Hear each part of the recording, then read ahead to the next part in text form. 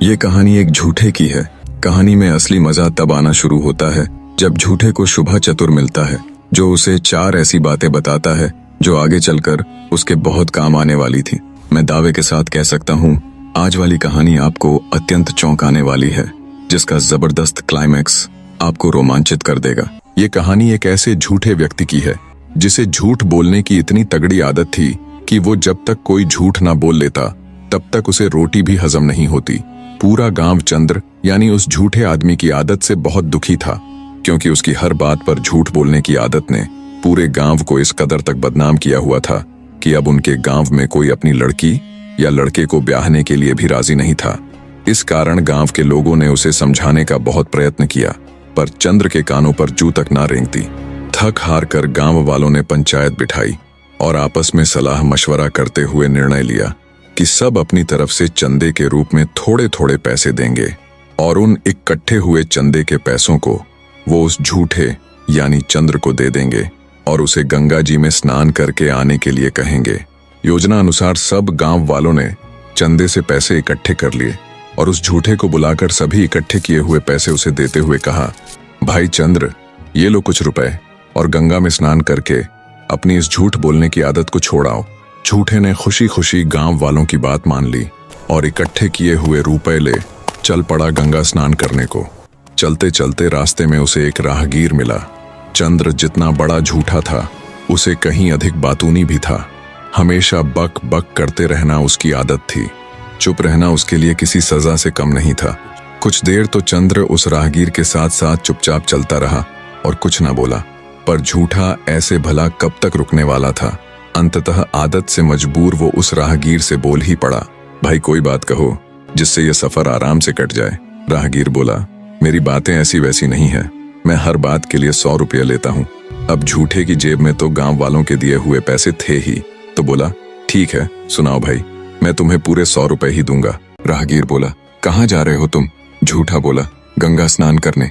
राहगीर बोला, तो मेरी ये बात याद रखना, स्नान के लिए हमेशा घाट छोड़कर औघट नहाना। दोस्तों, घाट का मतलब है जहां सभी स्नान करते हैं, मतलब मुख्य किनारा, और औघट का मतलब जहां कोई स्नान नहीं करता हो। राहगीर इतनी सी बात कह बोला, निकालो 100 रुपए। झूठा थोड़ा चिढ़ते हुए बोला, बस इतनी सी बात के 100 रुपए, और उसने 100 रुपए निकालकर उसे दे दिए। थोड़ी दूर चला तो फिर से उसे बात करने की तलब लगी। वो फिर से बोला, भाई कहो ना कोई बात जिससे रास्ता कटे। राहगीर बोला, ठीक है सुनो फिर, झाड़ बिछा के सोइए खाट। दोस्तों, इसका अर्थ है सोने से पहले हमेशा अपने बिस्तर को झाड़कर सोना। इतनी बात कह राहगीर बोला, निकालो 100 रुपए। झूठा खींचते हुए बोला, बस इतनी सी बात के 100 रुपए, और फिर से उसे 100 रुपए और दे दिए। थोड़ी दूर चलने पर झूठे को फिर से बात करने की तलब लगी, तो उसने अपनी जेब से 200 रुपए निकाल फिर से उस राहगीर को दिए और बोला, लो भाई अब की बार 2 बात सुनाओ। राहगीर बोला, तो सुनो, अपने मन की सच्चाई अपने मन में ही रखना, अर्थात अपने मन की बात किसी के आगे न कहना, फिर चाहे अगला व्यक्ति तुम्हारा कितना ही प्यारा कितना ही खास क्यों ना हो। आगे सज्जन राहगीर बोला, अब आखिरी और चौथी बात, कोई बात नहीं, बल्कि मेरा नाम और पता है। इतना कहते हुए सज्जन राहगीर ने झूठे को अपने नाम और पते वाली वो पर्ची दे दी और बोला, शुभा चातर मेरा नाम है, झगड़ जंजाल मेरा गांव है, कभी कोई मुसीबत पड़े तो याद कर लेना। अब दोनों के रास्ते अलग अलग हो गए। झूठा व्यक्ति अपने राह चल पड़ा और शुभा छात्र अपने रास्ते। झूठा आदमी चलते चलते कुछ दिनों के सफर के बाद गंगा जी पर पहुंच गया। वहां पहुंचकर जैसे ही वो स्नान आदि के लिए अपने कपड़े उतारने को तैयार हुआ, तभी उसे उस सज्जन राहगीर की बात याद आई कि घाट छोड़कर औघट नहाना। सोचा, मैंने सज्जन व्यक्ति को इस बात के लिए पूरे 100 रुपए दिए हैं, तो उसकी बात को आजमाना चाहिए। इसी सोच के साथ वो नदी के किनारे किनारे आगे चल पड़ा। चलते चलते जब ऐसी जगह आ गई जहां कोई भी स्नान आदि नहीं करता था, तब वहां पहुंचकर झूठे ने अपने वस्त्र उतारे और नहाने लग गया। जब वो स्नान कर रहा था, तभी नदी में एक लाश तैरती हुई आई। करीब आने पर जब झूठे ने उसे ध्यान से देखा, तो लाश की हथेली में 9 करोड़ का लाल सिला हुआ था। झूठे ने विचार किया कि ये लाल ही इस मृत व्यक्ति की जीवन भर की कमाई रही होगी, इसलिए इसने अपने अंतिम समय में इस लाल को अपनी हथेली में सी लिया होगा। झूठे ने ये कहते हुए उसकी हथेली में सिला हुआ वो लाल उतार लिया कि भाई अब तुम्हारे तो ये किसी काम का है नहीं, पर हाँ, इससे मेरी जिंदगी जरूर बदल जाएगी। उसने लाल को अच्छे से धोकर नदी किनारे रख दिया अच्छे से स्नान आदि के बाद उसने अपने कपड़े पहने और वापस चल दिया। वो अभी कुछ दूर ही चला होगा तभी उसे ध्यान आया कि उस लाल को तो वो वहीं भूल आया है। वो तुरंत वापस मुड़ा और दौड़ते हुए उसी जगह पर गया जहां उसने स्नान किया था। देखा तो उसका लाल ज्यों का त्यों वहीं पर रखा था। खुशी खुशी झूठे ने उसे उठाया और विचार किया कि राहगीर की प्रथम बात तो काम आ गई, और एक बार नहीं बल्कि दो दो बार। अगर मैं मुख्य किनारे को छोड़ आगे जाकर स्नान ना करता तो मुझे ये 9 करोड़ का लाल कैसे मिलता, और अगर मिल भी जाता तो इस भीड़ भाड़ वाले तट पर अब तक कोई ना कोई इसे उठा चुका होता। मन ही मन शुभा छात्र को दुआ देते हुए वो वापस चल पड़ा। चलते चलते उसे रात हो गई तो वो रास्ते में पड़ रहे एक घने जंगल में पेड़ के ऊपर चढ़कर बैठ जाता है। सोचा पेड़ पर जंगली जानवरों से भी सुरक्षा हो जाएगी और उसकी रात भी कट जाएगी। जिस जंगल में झूठा व्यक्ति रुका हुआ था उस जंगल के मध्य एक ठग परिवार रहता था, जिसमें ठग की पत्नी, उसकी एक जवान बेटी और उसका नौजवान बेटा था। जंगल से गुजरने वाले राहगीरों के साथ लूटपाट कर वे अपना जीवन बसर कर रहे थे। ठग की बेटी मायावी शक्तियां जानती थीं, जिनके बूते पर उसने पता लगाया कि जंगल में कोई व्यक्ति आया है और उसके पास 9 करोड़ी लाल है। उसने तुरंत अपने बाप और भाई को इस बात से अवगत करवाया और बोली, तुम किसी तरह उस व्यक्ति को बहला फुसला कर यहाँ ले आओ, आगे का काम वो खुद देख लेगी। बेटी की बात सुन ठग और उसका बेटा तुरंत जंगल में निकल पड़ते हैं। थोड़ी दूर चले तो देखा एक पथिक पेड़ के ऊपर बैठा हुआ है। ठग बोला, कौन हो तुम? झूठा व्यक्ति बोला, हे सज्जन पुरुष, मैं एक राहगीर हूँ जो गंगा स्नान के बाद अपने घर वापस जा रहा था। रात हुई तो पेड़ को सुरक्षित स्थान जान रात बिताने के लिए यहाँ बैठ गया। झूठे की बात सुन ठग बड़ी मीठी वाणी में झूठे से बोला, हे पथिक, हमारा ठिकाना यहाँ से ज्यादा दूर नहीं है। अगर तुम चाहो तो हमारे साथ आ सकते हो। हमारे साथ भोजन आदि करके रात्रि में विश्राम कर लेना और सुबह को अपने घर के लिए निकल जाना। यहाँ तुम्हें जंगली जानवरों का बहुत खतरा है। झूठे को भी ठग की बात उचित लगी। वो तुरंत पेड़ से उतर आया और उनके साथ साथ जंगल के मध्य बने उनके घर की तरफ चल पड़ा। उनकी बात में आकर झूठा उनके साथ उनके निवास स्थल की ओर चल पड़ता है। घर पहुंचकर ठग परिवार ने उसकी बड़ी अच्छी खातिरदारी की और उसे अच्छे से भोजन आदि करवाया। भोजन उपरांत ठग की बेटी उससे बोली, महाशय जी, आपके सोने का इंतजाम मैंने ऊपर वाले कमरे में कर दिया है, अतः निश्चिंत हो आप वहां आराम कीजिए। झूठा व्यक्ति ठग परिवार से बड़ा प्रभावित हुआ। सोचा, आज के समय में कौन किसी अनजान के लिए इतना करता है। जब वो ऊपर बने कमरे में गया तो देखा खाट के ऊपर बिल्कुल साफ सुथरी चद्दर बिछी हुई है। थका हारा झूठा तुरंत खाट की तरफ गया और जैसे ही बैठने को हुआ तभी उसे उस सज्जन राहगीर की दूसरी बात याद आ गई कि झाड़ बिछा के सोइए खाट। झूठे ने सोचा, इतनी साफ सुथरी चद्दर बिछी हुई है, क्यों झाड़ना इसे, इसमें भला क्या दिक्कत हो सकती है। पर फिर सोचा, नहीं नहीं, मैंने इस बात के लिए पूरे 100 रुपये चुकाए हैं, आजमाना तो चाहिए। इसी सोच के साथ आगे बढ़कर जैसे ही उसने खाट के ऊपर बिछी उस चद्दर को तेजी से झड़काया तो उसकी आंखें फटी की फटी रह गईं। दरअसल वो चादर एक कच्चे सूत के ऊपर बिछाई गई थी, जिसके नीचे दहकते लाल अंगारों से भरा हुआ एक कुआं था। ये सब देख झूठे के पैरों नीचे से जमीन खिसक गई। वो माथा पकड़कर वहीं एक कोने में बैठ गया। उसके दिल की धड़कन तेजी के साथ धड़क रही थी। उसने पहली बार मृत्यु को इतने करीब से देखा था। सोचा, साले सबके सब ढोंगी है, इतनी आव भगत, इतना मान सम्मान, सब झूठा था। जिन लोगों को वो धर्मात्मा समझ बैठा था वो तो उस कसाई के समान निकले जो बकरे को हलाल करने से पहले उसे अच्छे से पेट भर चारा खिलाता है। भला हो उस सज्जन राहगीर का जिसकी दूसरी बात भी काम आ गई, वरना आज जान से हाथ धोना पड़ता। कुछ देर बाद ठग की बेटी ये सोचते हुए ऊपर आई कि अब तक तो पथिक का काम तमाम हो चुका होगा, पर वो जैसे ही कमरे के अंदर आई तो कोने में माथा पकड़कर बैठे पथिक को बिल्कुल सही सलामत देख उसके पैरों नीचे से जमीन खिसक गई। ठग की बेटी को देख झूठा खड़ा हुआ और बोला, बदमाश रांड, क्या मिलता है तुझे भोले भाले निर्दोष लोगों को मारकर। तब ठगिनी बोली, हमारा तो यही काम है, इसी के सहारे मेरा परिवार चलता है। झूठा बोला, अरे दुष्ट स्त्री, ये मत भूल कि तुझे भी एक दिन ऊपर वाले के पास जाना है और अपने किए कर्मों का हिसाब किताब देना है। जिस परिवार के लिए तू उन मासूम राहगीरों की हत्या करती है, एक बार जाकर उनसे पूछ, क्या वो भी तेरे इस पाप कृत्य के भागीदार हैं या नहीं। झूठे की बात सुन ठगिनी का हृदय विचलित हो उठा। वो तुरंत भागकर अपने पिता के पास जाती है और उनसे पूछती है, पिताजी, मारे गए पथिकों की हत्या का पाप किसे मिलेगा? आप भी मेरे इस पाप में भागीदार तो होंगे ही।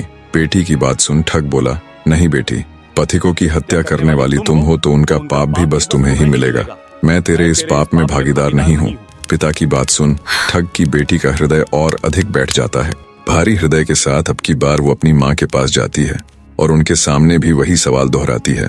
बेटी की बात सुन उसकी माँ भी पल्ला झाड़ते हुए बोली, बेटी, तुम्हारे किए इस पाप कृत्य में मैं भला क्यों भागीदार होंगी? हमने तुमसे ये थोड़े ही ना कहा है कि तुम पथिकों की हत्या करके अपना परिवार चलाओ। भाई के पास गई तो भाई ने भी वही जवाब दिया। अत्यंत भारी हृदय के साथ ठगनी फिर से मुसाफिर यानी झूठे के पास जाती है और कहती है, मैंने अपने पूरे परिवार से बात की, सबका जवाब एक ही था कि हम तुम्हारे इस पाप में भागीदार नहीं हैं। आगे ठगिनी बोली, हे मुसाफिर, तुमने मेरा भ्रम तोड़ दिया। मैं ये सब कुछ छोड़कर तुम्हारे साथ चलने के लिए तैयार हूँ, क्योंकि तुम मुझे भले मानस जान पड़ते हो। ठगिनी की बात सुन कुछ देर के लिए झूठा गहन सोच में डूब गया। सोचा, अब इस बला को मैं अपने गले क्यों बांधूं? पर फिर विचार किया कि एक बार कैसे भी करके यहाँ से निकला तो जाए, आगे का आगे देखेंगे। झूठा आदमी ठग की बेटी की बात पर अपनी सहमति जता देता है। तब ठगिनी बोली, ठीक है, तो आज आधी रात के समय हम यहाँ से भाग जाएंगे और कहीं शांति से अपना जीवन गुजर बसर करेंगे। आधी रात का वक्त हुआ तो ठगिनी ने अपने घर में जमा किया हुआ सारा धन आधी समेटा और झूठे के साथ ऊंटनी पर बैठ फरार हो गई। सुबह ठग ने जब अपनी बेटी, मुसाफिर, धन और ऊंटनी को गायब पाया तो उसे सारा माजरा समझने में देर न लगी। वो माथा पीट कर रह जाता है। झूठा व्यक्ति और ठग की बेटी चलते चलते एक अनजान शहर में पहुंच जाते हैं। कुछ दिन तक तो झूठा व्यक्ति ठग की बेटी के साथ रहा। ठग की बेटी के साथ कुछ दिन रहने के बाद झूठे को अपने घर अपनी पत्नी के पास जाने का ख्याल सताने लगा तो उसने मन ही मन ठग की बेटी को छोड़ने का विचार बना लिया। सोचा, ये इतनी सती सावित्री, इतनी मासूम तो है नहीं कि मेरे अचानक छोड़कर जाने पर ये जी ही ना सकेगी। इसी विचार के साथ झूठा आदमी आधी रात को चुपके से ठग की बेटी को सोती हुई छोड़कर अपने गांव की तरफ चल पड़ता है। लंबे सफर के बाद जब वो अपने गांव की सीमा पर पहुंचा तो कुछ देर सुस्ताने के लिए एक अंधे कुएं पर बैठ गया। दोस्तों, गांव देहात में सूखे हुए कुएं अर्थात जिसमें पानी ना हो को अंधा कुआं बोल देते हैं। तो झूठा जब कुएं की मुंडेर पर बैठा विश्राम फरमा रहा था तब उसने एक बड़ा ही अचंभा देखा। उसने देखा कि अंधे कुएं में एक छोटी सी खरबूजे की बेल लहलहा रही है जिसके ऊपर एक खरबूजा भी लगा हुआ है। अचंभे की बात इसलिए थी क्योंकि उस समय जेठ का माह चल रहा था। जेठ अर्थात मई जून का महीना, जिन दिनों में भीषण गर्मी और तपा देने वाली गर्म हवाएं चलती हैं, जिसके कारण अच्छे खासे हरे भरे पेड़ तक सूख जाते हैं। ऐसे मौसम में वो हरी भरी खरबूजे की बेल किसी करिश्मे से कम नहीं थी। झूठा भारी ताज्जुब के साथ उस अंधे कुएं में उतरा और उस बेल को सूखे पत्तों आदि से ढक दिया और अपने गांव में प्रवेश कर गया। झूठे को वापस आया देख सभी गांव वाले एकत्रित हो गए और उन्होंने गांव के मुखिया अर्थात सरपंच को भी बुला लिया। सरपंच ने झूठे से पूछा, क्यों भाई चंद्र, कर आया गंगा स्नान और छोड़ आया अपनी झूठ बोलने की आदत को? तब झूठा बोला, जी सरपंच साहब, गंगा स्नान पश्चात मैंने अपनी झूठ बोलने की आदत को त्याग दिया। झूठे की बात सुन गांव वाले और सरपंच बड़े खुश हुए। बोले, वाह भाई, यूं तो बहुत बढ़िया काम किया तूने। फिर झूठा बोला, पर गांव आते हुए मैंने एक बहुत ही ताज्जुब भरी चीज देखी। मैंने देखी इस तपती गर्मी के माह में एक हरी भरी खरबूजे की लहलहाती बेल जिसके ऊपर खरबूजा भी लगा हुआ था। उसकी बात सुन गांव वालों ने अपना माथा पीट लिया। बोले, नहीं सरपंच जी, ये तो वैसा का वैसा ही है। इसकी झूठ बोलने की आदत तो ज्यों की त्यों है, कुत्ते की दुम टेढ़ी की टेढ़ी। भला इस मौसम में भी कभी खरबूजे की बेल देखी है? और हम ये मान भी ले कि इस तपती भीषण गर्मी में कोई खरबूजे की बेल बच भी गई हो, पर इस मौसम में खरबूजा लगना ना सरपंच साहब ना, ये तो मुमकिन ही ना है। तब झूठा बोला, अगर आपको मेरी बात पर यकीन ना हो तो मेरे साथ शर्त लगा लीजिए। झूठे की शर्त वाली बात सुन भीड़ में से एक गांववासी निकल कर आया। बोला, मैं तुम्हारे साथ शर्त लगाने को तैयार हूँ। जो भी जीतेगा वो हारे हुए के घर से कोई भी 3 मनचाही वस्तुएं ले लेगा। जिन वस्तुओं को वो हाथ लगाएगा वो उसी की हो जाएगी। अब झूठे को तो अपनी आंखों देखी पर विश्वास था, सो उसने उस गांववासी के साथ शर्त लगा ली। झूठे की पत्नी एक चरित्रहीन स्त्री थी।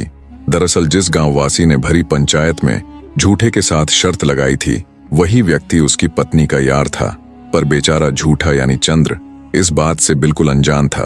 अंततः शर्त अनुसार अगला दिन मुकर्रर किया गया, जब झूठे को अपनी बात सही साबित करते हुए पूरे गांव को वो खरबूजे की बेल दिखानी थी। शर्त के बाद झूठा खुशी खुशी निश्चिंत होकर अपने घर चला जाता है और अपनी पत्नी के आगे गंगा स्नान के सफर से लेकर आज वापस लौटने पर गांव वालों के साथ हुई पूरी बातचीत तक का सारा किस्सा कह सुनाता है। झूठे की पूरी बात सुन उसकी बदकार स्त्री बोली, अच्छा, आपने सच में खरबूजे की बेल देखी थी क्या? झूठा बोला, और नहीं तो क्या, मैं ऐसे ही 3 वस्तुओं की शर्त लगाकर थोड़े ही ना आया हूं उसके साथ। कल देखना तुम, पूरे गांव के सामने खरबूजे की बेल दिखाकर मैं ये तो साबित करूंगा ही कि मैं वास्तव में अपनी झूठ बोलने की आदत को त्याग कर आया हूं, और साथ साथ उस शर्त लगाने वाले के घर से 3 कीमती वस्तुएं भी लेकर आऊंगा। झूठे की बात सुन उसकी मक्कार स्त्री कुछ सोचते हुए बोली, अच्छा सियाने, ये तो बताओ तुमने वो खरबूजे की बेल आखिर देखी कहाँ थी? पत्नी के पूछने पर झूठा एक बार तो उसे बताने को हुआ, पर फिर उसे शुभा छात्र की वो तीसरी बात याद आई कि अपने मन की बात किसी के आगे ना कहना, फिर चाहे वो तुम्हारा कितना ही प्यारा क्यों ना हो। शुभा छात्र की बात याद आने पर झूठे ने अपनी पत्नी को टाल दिया और बोला, तुम भी कल पूरे गांव के साथ सीधा देख ही लेना। उसकी स्त्री मन महसूस कर रह गई।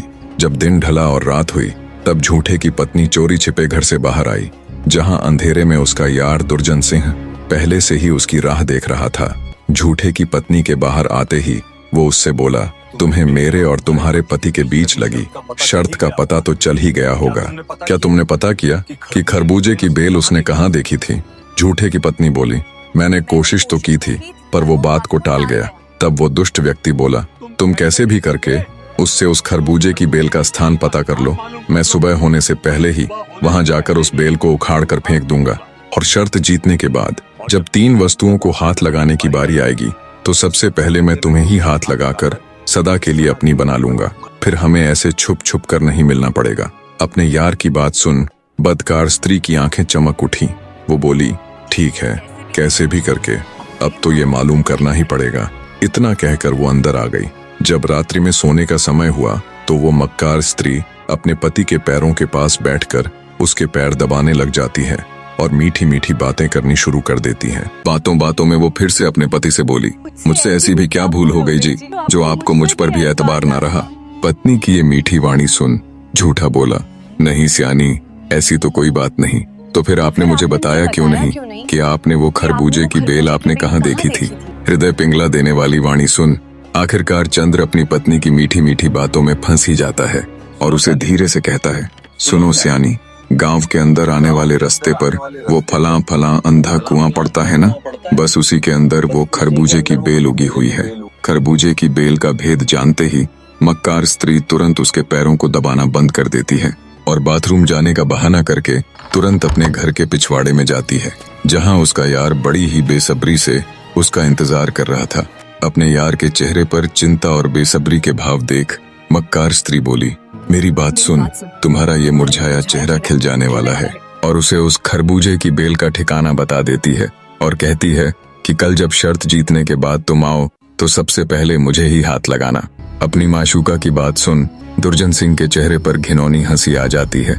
ठीक है कहकर वो तेजी से उस कुएं की तरफ चल पड़ता है जिसमें वो खरबूजे की बेल थी।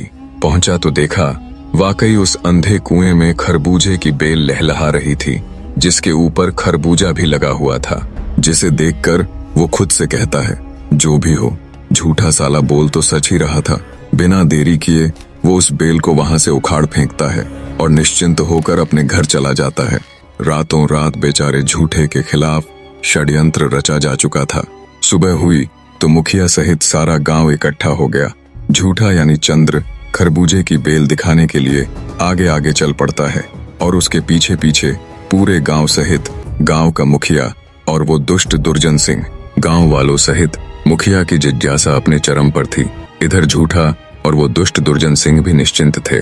सबसे आगे चल रहा झूठा जब कुएं के निकट पहुंचा तो उसके चेहरे की हवाइयां उड़ गईं। देखा तो खरबूजे की बेल वहां से गायब थी। झूठे के चेहरे के बदले रंग को देख गांव का मुखिया बोला, हाँ भाई चंद्र, कहाँ है तुम्हारी वो खरबूजे की बेल?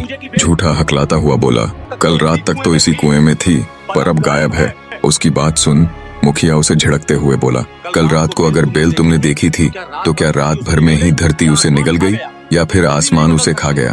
तुम कभी नहीं बदल सकते। हम सभी बेवकूफ थे जो तुम्हारा विश्वास किया। इतने में दुर्जन सिंह आगे आया और बोला, मुखिया जी, अब चूंकि ये शर्त हार चुका है तो इससे कहिए मैं इसके घर की जिन 3 चीजों को हाथ लगाऊं वो मुझे दे दे। पीला पड़ चुका झूठा दुर्जन सिंह की शर्त वाली बात सुन बोला, मैं अपनी शर्त निभाने के लिए तैयार हूँ, पर उसके लिए मुझे आज का समय दीजिए। कल तुम मेरी जिन 3 चीजों को हाथ लगाओगे वो तुम्हारी हो जाएगी। झूठे की बात सुन दुर्जन सिंह बिफर पड़ा और बोला, मुखिया जी, कल तक तो ये अपने घर की कीमती वस्तुओं को छिपा देगा। तब झूठा बोला, नहीं, चाहो तो घर के आगे पहरा लगवा दो, मैं घर से एक सुई भी बाहर नहीं निकालूंगा। झूठे की मिन्नतें करने पर उसे एक दिन का समय दे दिया जाता है। समय मिलने पर झूठा सीधा उस सज्जन राहगीर के शहर की तरफ चल पड़ता है जिसने उसे आखिरी यानी चौथी सीख के तौर पर अपना नाम पता दिया था और मुसीबत पड़ने पर याद करने को कहा था। झूठा मन में उम्मीद लिए कि अब तो बस शुभा छयात्र ही ऐसा व्यक्ति है जो उसे इस मुसीबत से बाहर निकाल सकता है। उसके शहर झगड़ जंजाल की तरफ चल पड़ता है। कुछ घंटों के लंबे सफर के बाद जब झूठा शहर में पहुंचा तो अब उसके सामने एक नई मुसीबत थी कि इतने बड़े शहर में शुभा छात्र को कैसे ढूंढे। वो पूछता पूछता एक गाड़ीवान के पास पहुंचा और शुभा छात्र द्वारा दी हुई वो पर्ची दिखाते हुए बोला, क्या तुम मुझे इस पते पर पहुंचा दोगे? गाड़ीवान बोला, हाँ पहुंचा दूंगा, पर तुम मुझे उसके बदले क्या दोगे?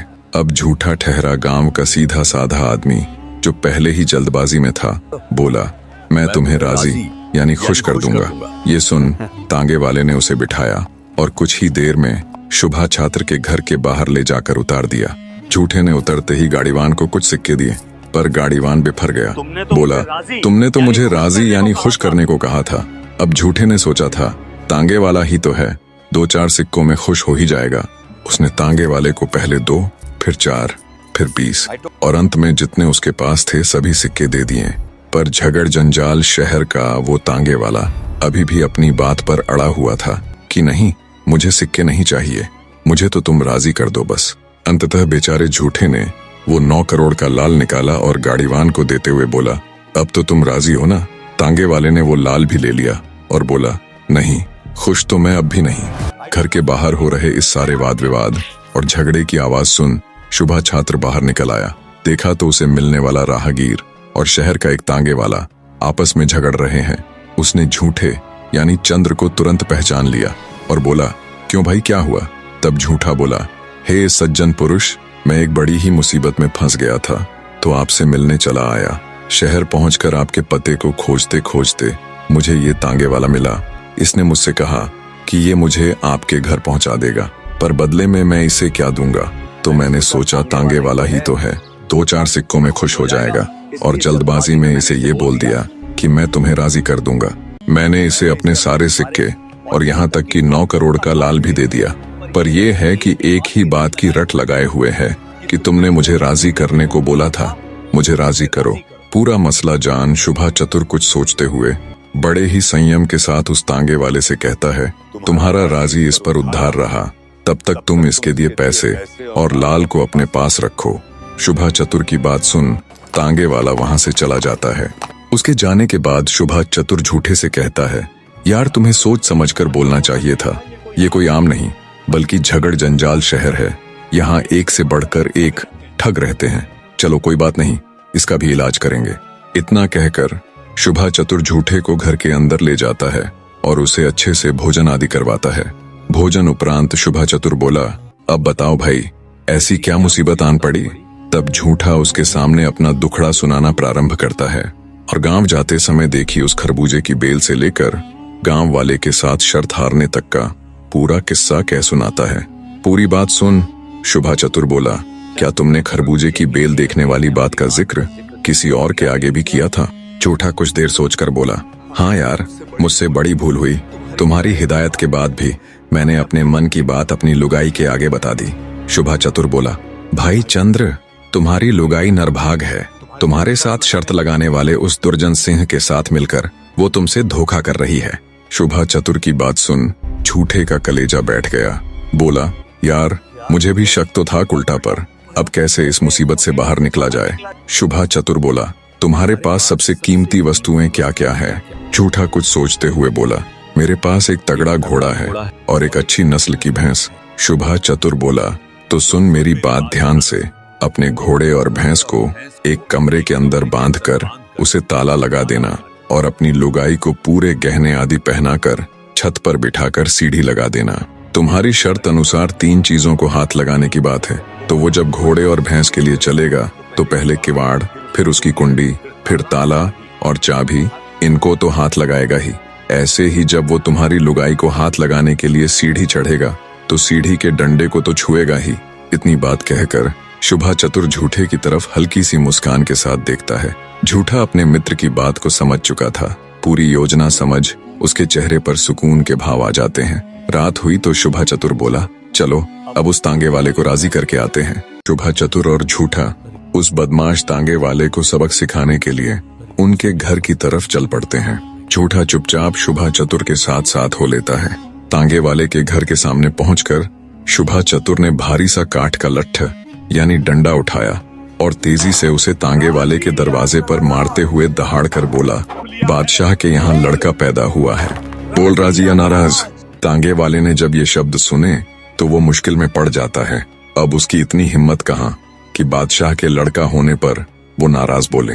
हकलाते हुए कहता है, राजी। शुभा चतुर फिर से लठ मारते हुए वही शब्द दोहराता है, बादशाह के यहाँ लड़का पैदा हुआ है, बोल राजी या नाराज। तांगे वाला फिर से बोला, राजी भाई, खूब राजी। ऐसे करके शुभा चतुर 3 बार लठ मारते हुए उसे 3 बार राजी बुलवा लेता है। फिर तांगे वाले से कहता है, एक राजी को तुम अपने पास रखो, दूसरी के बदले जो सिक्के और 9 करोड़ी लाल तुमने लिया है उसके साथ साथ अपने पास जमा सिक्के भी इसे दे दो, और तीसरी राजी तुम्हारे ऊपर उधार रही, जब मन करेगा तब आकर ले लूंगा। इस तरह शुभा चतुर ने सूद के साथ झूठे को उसका सारा धन वापस दिलवाते हुए तांगे वाले को उसी के भुने जाल में फंसा दिया। झूठा बार बार शुभा चतुर की बुद्धि की दाद देता हुआ खुशी खुशी उससे विदाई लेकर तेजी के साथ अपने गांव की तरफ चल पड़ता है। सुबह होते होते लंबे सफर के बाद झूठा अपने गांव पहुंच जाता है।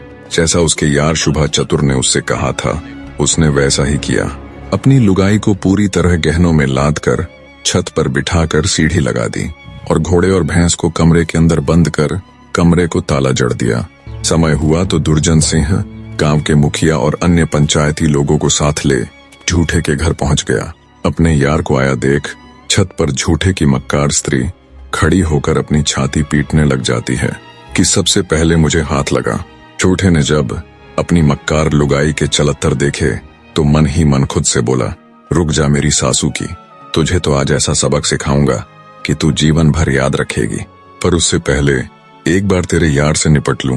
दुर्जन सिंह ने भी जब छत पर गहनों में लदी झूठे की पत्नी को खुद को हाथ लगाने का इशारा करते हुए देखा तो उसने सोचा, सबसे पहले गहनों से लदी इस नार को ही हाथ लगाता हूँ। ऐसा विचार कर वो छत पर लगी सीढ़ी की तरफ चल पड़ता है। झूठा चुपचाप उसे देखता रहा। उसने ऊपर जाने के लिए जैसे ही सीढ़ी के पहले डंडे को छुआ, झूठा चुप रहा। दूसरे को छुआ, झूठा चुप रहा। तीसरे को छुआ, तब भी झूठा चुपचाप बस देखता रहा। पर जैसे ही दुष्ट दुर्जन सिंह ने सीढ़ी के चौथे डंडे की तरफ हाथ बढ़ाया, झूठा बोल पड़ा, रुक जा रे दुर्जन, हमारी शर्त 3 चीजों को हाथ लगाने की हुई थी। तूने मेरी सीढ़ी के जिन 3 डंडों को छुआ है वो मैं निकाल कर तुझे दे दूंगा, पर अगर तूने चौथे डंडे को हाथ भी लगाया तो तेरे हाथ फिर किसी चीज को छूने लायक नहीं बचेंगे।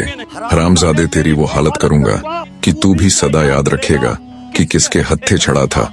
झूठे की बात सुन सीढ़ी पर चढ़े दुर्जन सिंह का मुंह खुला का खुला रह गया। मारे डर के वो चुपचाप नीचे उतर आया और मौजूद मुखिया और पंचों से हकलाते हुए बोला, ये क्या बात हुई भला? मुखिया बोला, देख भाई, शर्त 3 चीजों को हाथ लगाने की हुई थी और वो तू लगा चुका, अब हम इसमें क्या कर सके हैं भला? पंचों ने भी मुखिया की बात पर सहमति जताई। अपना सा मुंह ले दुर्जन चुपचाप वहां से खिसक जाता है। मुखिया और पंच झूठे की बुद्धिमत्ता की सराहना करते हैं। झूठे की मक्कार स्त्री ठगी सी खड़ी रह जाती है। झूठे यानी चंद्र ने अपनी स्त्री को नीचे उतारा और उसकी अच्छे से खातिरदारी की।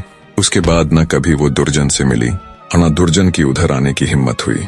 धीरे धीरे गांव वालों को यह पता चल गया कि झूठे यानी चंद्र ने हकीकत में गंगा स्नान पश्चात अपनी झूठ बोलने की आदत को त्याग दिया था। दुर्जन सिंह ने मक्कारी से उसके साथ खिलवाड़ किया था। पूरे गांव ने चंद्र को इसके लिए सम्मानित किया। इस तरह चंद्र ने अपनी झूठ बोलने की आदत को छोड़ने के साथ साथ अपनी मक्कार स्त्री को भी सुधारते हुए सही लाइन पर ला दिया और सम्मान के साथ अपना जीवन व्यतीत किया। निष्कर्ष, चंद्र का गंगा स्नान करना एक बाहरी कर्म था, परंतु उसकी जिंदगी असली मोड़ तब लेती है जब वह शुभाचात्र द्वारा दिए गए जीवन रक्षक ज्ञान को अपनाता है और उस पर अमल करता है। यह ज्ञान ही उसे जीवन, मृत्यु, धन और विपत्ति के संकटों से सुरक्षित निकालता है। कहानी सिखाती है कि अच्छाई की जीत केवल नीयत से नहीं बल्कि व्यावहारिक बुद्धिमत्ता और दृढ़ता से होती है। चंद्र अंत तक अपने विवेक और शुभाचात्र के मार्गदर्शन का उपयोग करके न केवल अपनी आदत सुधारता है बल्कि ठगिनी को पाप के पथ से हटाता है और अपने घर और सम्मान की रक्षा करता है। अंततः सत्संगति और प्राप्त ज्ञान को जीवन में उतारना ही सबसे बड़ी आध्यात्मिक साधना है, जो व्यक्ति को केवल पवित्र ही नहीं बल्कि जीवन की चुनौतियों में विजयी भी बनाती है। कहानी का सबसे सुंदर पहलू यह है कि चंद्र ने न केवल अपनी झूठ बोलने की आदत छोड़ी बल्कि दूसरों को भी सही मार्ग दिखाया, चाहे वह ठगिनी हो या उसकी अपनी पत्नी। यही सच्चा आध्यात्मिक विकास है। अंततः अपने विवेक को हमेशा जागृत रखें, क्योंकि यही आपका सबसे बड़ा रक्षक है। अंत तक बने रहने के लिए आप सबका आभार।